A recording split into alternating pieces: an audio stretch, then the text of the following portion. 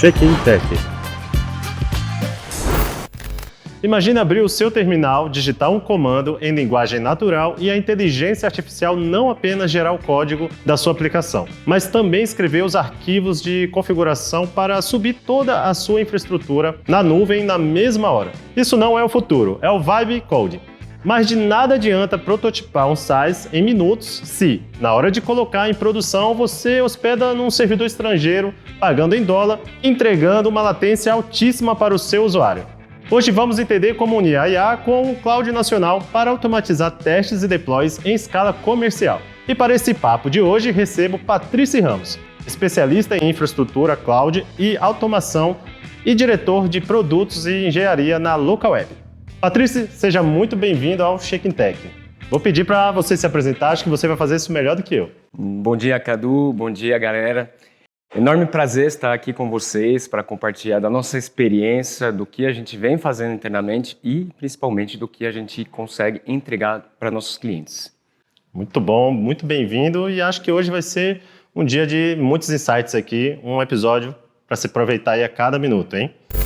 E se você já está otimizando o seu código, a sua infraestrutura não pode ser o gargalo. O Localweb Cloud é a nuvem feita de dev para dev, com total suporte à infraestrutura como código. Você gera a sua configuração e usa o nosso Terraform Starter Kit, que já tem 5 cenários prontos, desde um VPS simples até um cluster Kubernetes. Tudo isso com uma precificação justa e cobrança sob demanda, para você escalar sem os altos e baixos do dólar. Acesse o QR Code ou link na descrição do episódio e traga o seu projeto para o core da internet brasileira. É mais código e menos preocupação. Patrícia, vamos começar alinhando o conceito. O desenvolvedor hoje usa a linguagem natural para gerar código com IA, literando em tempo real. Onde o Vibe Code se diferencia das antigas ferramentas de no-code na visão de quem gerencia tecnologia? Esse é um excelente ponto, Cadu. A evolução da inteligência artificial generativa fez nascer múltiplas ferramentas, mas mudou alguns conceitos. Antigamente você podia encontrar no mercado ferramentas de no-code, onde você conseguia até criar um site, que conseguia criar páginas simples, porém era um SaaS que englobava tudo. Então você não sabia onde você hospedava, você não tinha acesso ao seu próprio código-fonte, então era uma caixa preta. Hoje essa evolução ela trouxe até ferramentas para os próprios desenvolvedores, ou seja, atingir um público que já tinha conhecimento técnico, que já desenvolvia a aplicação e permitiu que esses profissionais de tecnologia tenham um aumento de produtividade e até conseguissem gerar aplicações mais complexas. Com isso, o ponto de infraestrutura onde rodar a sua aplicação ele continua a mesma preocupação. Com isso, a parte de código gerada, obviamente, ela continua tendo que ser hospedada. Mas isso muda, porque você passa de um modelo de caixa preta para alguém que consegue gerenciar código, sendo profissional ou não de tecnologia, mas tendo essa preocupação de, agora, onde que eu vou hospedar minha aplicação? Então, isso é uma das principais mudanças. A gente sai de um modelo de chaves na mão, onde você não controla nada, não sabe onde a sua aplicação vai, a performance que ela vai, para algo onde você tem que decidir onde você vai hospedar, qual que é a performance que você vai querer para a sua aplicação, seu site. E tudo isso faz parte do processo de decisão do profissional ou da pessoa que se inicia no Vibe Coding. Muito bom, Patrícia. E as ferramentas atuais que rodam direto no terminal? Como o Cloud Code ou o Cursor, eles estão mudando a velocidade dos times, né? Como que você tem visto essa adaptação em equipes enxutas e essa nova realidade na codificação?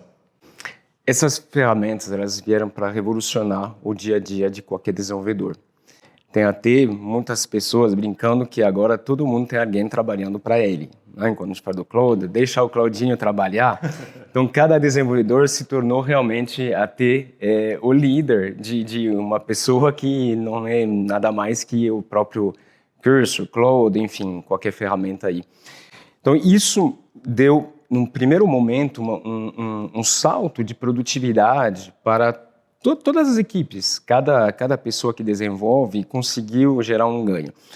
Porém, teve uma adaptação para ser realizada, porque a gente via muito a inteligência artificial está alucinando. O resultado gerado não é exatamente o que eu preciso dentro do meu ecossistema, com minha arquitetura, minhas tecnologias.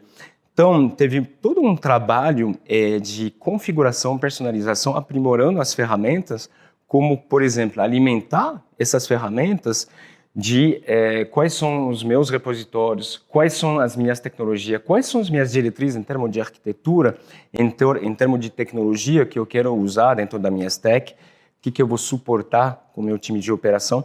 Então, tudo isso foi um trabalho, e é um trabalho contínuo, eu diria, a cada vez melhorando o resultado gerado pela própria IA e a cada vez mais em adequação com o meu cenário, meu contexto e meus objetivos. Para quem está começando agora a explorar as IAs, acho que uma ferramenta muito simples e de fácil acesso seria o próprio Notebook LM, talvez, que você vai colocando as referências que precisa, todas as regras de negócio, e já é um começo, né? Sim, a gente tem uma paleta de ferramentas prontas que nasceram, a gente vê uma por semana, se não for mais. O Notebook LM ele é muito bom para tudo que é trabalhos de pesquisa. Então, no Notebook LM você consegue alimentar de várias fontes e pouco importa o formato. Pode ser o URL de um site, pode ser um documento estruturado, pode ser uma planilha de Excel. E tudo isso faz com que a IA preencha o contexto dela, então se alimente de quais são as informações relevantes para a sua finalidade. E aí, com isso, você evita o gasto de tokens, né, que é uma das preocupações atualmente. Sim, é uma nova coisa que a gente tem que olhar com atenção, né? Isso é uma novidade que eu tenho achado bem interessante de como que gerencia isso cada vez mais, né? Exatamente. Então, isso evita também um gasto absurdo de token e permite que você compartilhe também isso entre pessoas, entre times, com as mesmas fontes que são relevantes para todo o trabalho e fazer perguntas em cima do que tem de informação, enfim. Não é muito para codificação, porém pode ser uma ferramenta muito poderosa quando a gente fala em termos de especificações ou um tema de descoberta para uma nova tecnologia ou um novo produto, enfim, uma ferramenta que eu recomendo. Perfeito, Patrício. Eu diria que o verdadeiro pulo do gato acontece aí quando a gente tira a IA do código e traz essa IA para a aplicação, né? Leva ela para a infra. Patrício, como é o processo de pedir para a IA ler a sua base de código e já estruturar um arquivo de Terraform, você vai entender muito mais do que eu dessa parte, para automatizar a criação do ambiente? Cadu, isso é uma excelente pergunta. Hoje a gente conhece o que a gente chama de CI/CD, Continuous Integration, Continuous Deploy, que são as automações basicamente que empacotam, compilam seu código e fazem um deploy. Tem também o IAC, que é a infraestrutura como um código, que é basicamente o que configura, cria a sua infraestrutura, configura, faz o setup completo, seja de máquinas virtuais, seja de containers, Kubernetes como orquestrador de containers. E tudo isso era criado tradicionalmente na mão. Ou seja, esses scripts eram uma pessoa que desenvolvia, uma pessoa DevOps, uma pessoa de infraestrutura, pouco importa, dependendo das organizações. E com os avanços de inteligência artificial generativa, tudo isso consegue ser criado de forma automática. Então, é basicamente automatizar a própria automação. Então, a IA consegue ler o seu código, entender quais são as tecnologias, né? Extrai dele, basicamente, qual que é o stack que está sendo usado de linguagem, quais são as dependências usadas que eu preciso instalar. E, com isso, interagindo com a IA, você consegue criar esse script. Então, o próprio IAC, né? Os arquivos YAML, por exemplo, eles podem ser criados automaticamente pela IA e configurando os seus servidores com tudo que você precisa para rodar sua aplicação da maneira otimizada. A gente está falando, de fato, de ganhar tempo, de poder ter uma equipe muito mais focada no que realmente importa ali no final, né? Exatamente. Então, é menos tempo gasto para esse tipo de atividade que tem seu valor, obviamente, mas que não precisam de muita criatividade, né? Então, consegue ser facilmente automatizado. E também são replicáveis. Então, uma vez que você acertou na receita, Depois você roda a IA várias vezes para replicar em todos os seus cenários. A gente tem aqui, Patrícia, uma voz da consciência que fala com a gente de vez em quando. E ela tá ali dando sinais que quer falar, vou deixar ele falar um pouco. Eu achei bem legal que você falou sobre uma tarefa que ela pode ser replicada, mas ela não exige de criatividade, né? Então, ainda assim, precisa muito da interação humana ali atrás, ali, coordenando tudo, né? Não dá para deixar tudo na mão da inteligência artificial, né?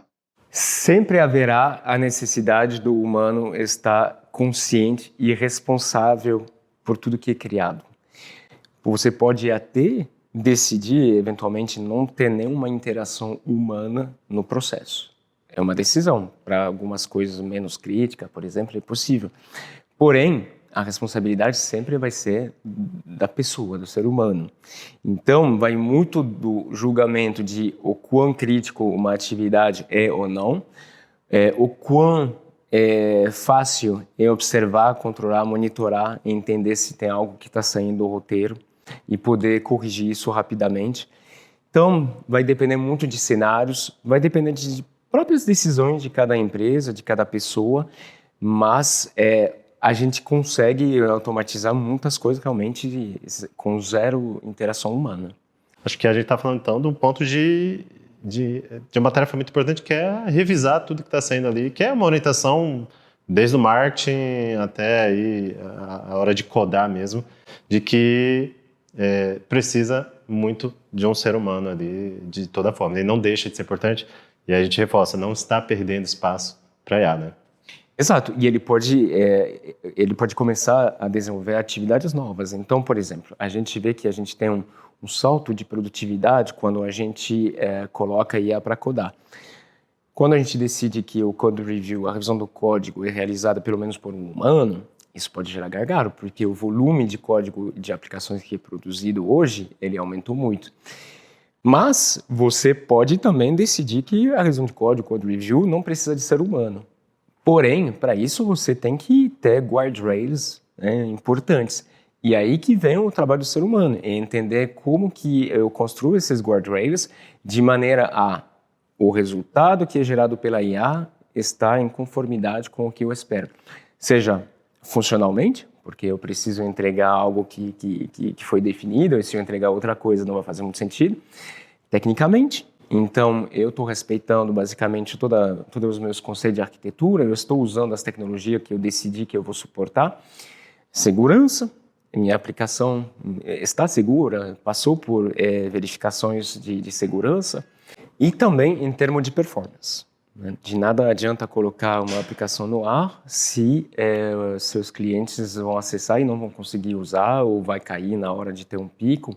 Então, tudo isso é um trabalho também do ser humano. É como que eu testo, como que eu refino meus prompts, como que eu configuro a cada vez mais minha inteligência artificial através de regras, como que eu crio os skills, que são basicamente as atividades especializadas de IA, para agentes, quando a gente fala de múltiplos agentes, cada um especializado numa atividade, num domínio. Então, tudo isso é o ser humano que precisa construir, monitorar, aprimorar, e isso é um trabalho contínuo. Muitos insights, acho que tivemos aí praticamente um tutorial aí de como executar algumas coisas para você que está desenvolvendo, tá? Ou está montando o seu time aí, né? Mas enfim. Patrícia, a gente falou recentemente no blog da Local Web sobre o OpenClaw, que é uma plataforma de agentes autônomos de IA, projetada para interagir com navegadores e sistemas. Como as ferramentas agênticas como essa, que opera de forma autônoma, vão mudar o DevOps nos próximos anos? Excelente ponto. Temos muitas automações que já existem e que dependem de um gatilho humano. Então, quando você quer trocar um chat com um chat GPT, com o próprio cursor dentro do seu ambiente de desenvolvimento, com o Claude, enfim. Então, isso são coisas que têm gatilhos humanos, ou seja, o humano inicia uma interação e gera uma série de troca com AI. Aqui a gente está falando de outras possibilidades, que existem outras ferramentas e outros cenários, mas basicamente a gente está falando aqui de ter gatilhos automáticos, ou seja, eu consigo ter uma observabilidade em cima da minha infraestrutura, eu consigo configurar gatilhos, seja em termos de uso de recursos computacional, em termos de comportamento de máquinas, para gerar atividade e intervenção da própria IA. Então, isso nos permite, em termos de atividade de DevOps, seja para manter uma infraestrutura funcionando, uma aplicação performando, de maneira quase autônoma. Então, isso também demanda refinar um pouco os gatilhos, quais são as métricas importantes e abastecer essa plataforma dessas métricas, definir o comportamento esperado e deixar isso rodar. Bom, aí a gente se aproxima então aí de um gargalo clássico, né? Que porque a IA ela vai prototipar tudo em minutos. Bacana. O Terraform ele sobe a infra, mas se você faz isso num provedor internacional, o usuário final ele vai sofrer. Então, qual é o impacto real de uma latência aí de 150 milissegundos para uma de mais ou menos ali 10 milissegundos, que é de um data center, né, nacional no Brasil? No final do dia, qual é a diferença aí? Aí vai afetar muito a performance da sua aplicação. E não precisa ser aplicação com volume de acesso absurdo. Basta apenas ter uma faixa de horário, por exemplo, onde você tem um pico de acesso. Então, por exemplo, você tem um e-commerce, você está vendendo, você quer fazer uma promoção relâmpago. De nada adianta fazer isso se a sua aplicação vai cair na hora de múltiplos acessos.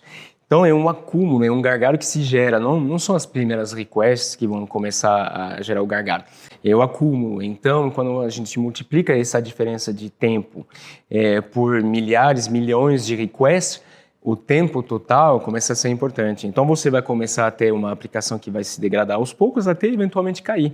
Então, é muito importante, seja para um exemplo que eu acabei de dar, com uma loja online, mas você pode ter aplicações de chat, por exemplo, onde isso, mesma coisa, quando você tem um volume de usuário muito elevado, acessando ao mesmo tempo, você consegue perceber uma nítida degradação de performance e os usuários acabam sofrendo, acabam tendo muito delay entre as interações com as pessoas com quem fala, por exemplo, se for um time de suporte.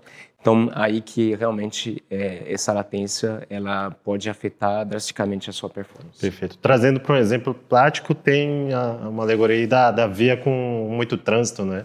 A gente vai atravessar São Paulo, mas quanto mais carro nessa via, mais requisições sendo feitas, mais devagar vai ficar esse caminho, né?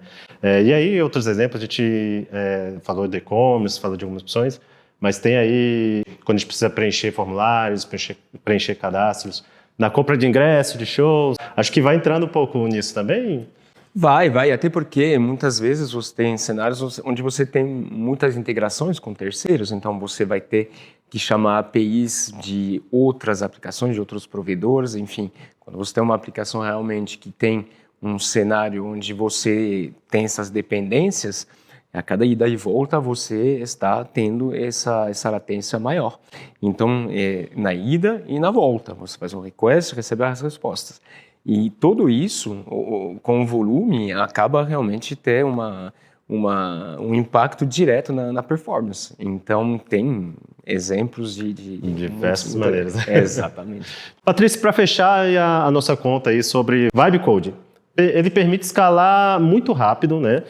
Mas escalar um app em nuvem internacional, ele pode ser ali um pesadelo na hora de pagar a conta, vai mexer ali com o nosso orçamento no final do mês, no final do ano. Como que a variação cambial do dólar, ela trava o time dele trazer mais inovações, dele trazer novas ferramentas, novas maneiras de entregar aquele produto? Bom, aqui eu acho que é um ponto super relevante. Eu acho que ao longo dos anos a gente viu a volatilidade do dólar, as cotações subiram assim de maneira muito significativa e como que isso no final impacta as empresas. Você tem um custo hoje que é de X e de repente você acorda o dia seguinte e esse custo está 5%, 10% mais caro. Uma semana depois, mais 5%, e você começa a pensar, tá bom, como que eu vou fazer para tentar cumprir meu orçamento, né? Porque que você seja um empreendedor individual, que você seja uma empresa de médio porte, que você seja uma empresa de grande porte, todo mundo tem a mesma preocupação. Você projetou um orçamento, você projetou um pouco suas receitas e seus custos. Quando os seus custos começam a subir de maneira frenética, você começa a entender, ou procurar pelo menos, outras possibilidades de redução.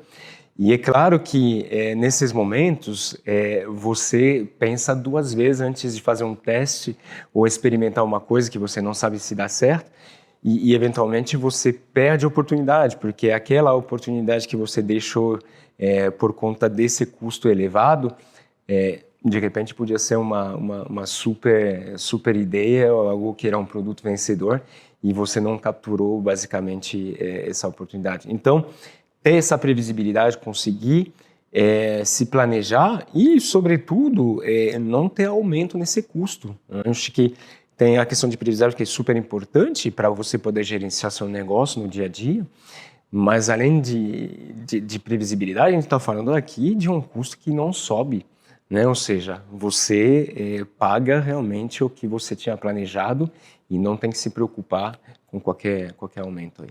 É bacana que você consegue, então, olhar para o crescimento do seu negócio, né, com essa previsão financeira, que é muito importante, né, o quanto a gente vai mexer no que é o lucro, né, mas é importante, é interessante que você fala da questão de uma perda de potencial de inovação, de crescimento, né, porque se a gente testa menos, se a gente limita um pouco o quanto a gente pode testar uma aplicação, uma configuração nova, vou pecar aqui por não ser deve, né?